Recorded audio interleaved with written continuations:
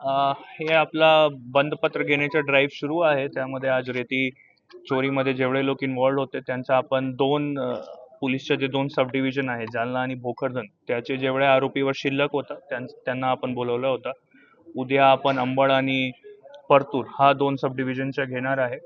तर यामध्ये BNSS जे नवीन आहे त्याच्या 126 आणि 129 हा कलमप्रमाणे आपण त्यांच्या बंदपत्र घेतलेलं आहे. याच्या उल्लंघन झाला की त्यांना आर्थिक दंड पण होणार आणि त्यानंतर आपला तळीपारीचा कारवाई पण करता येईल.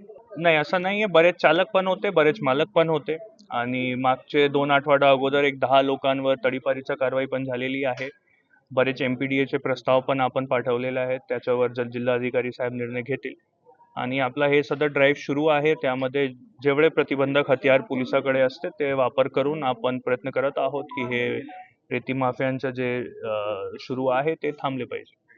असा ॲलिगेशन्स आहे, पण असं काही आपण जेव्हा येते तशी तक्रार आपण इन्क्वायरी करतो, पण आतापर्यंत तसा काही गोष्टी समोर नाही आलेल्या आहे.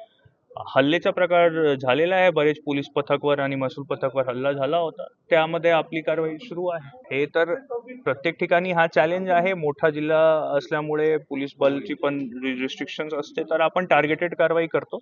प्रयत्न आहे की 100% अवैध वाळू वाहतूक बंद झाली पाहिजे. पण त्यामध्ये बरेच वेळी असं असते की पोलिसाकडून प्रयत्न झाल्यानंतर पण होत आहे. तर त्यासाठी हे सगळे प्रतिबंधकचे हत्यार आपण वापरतो.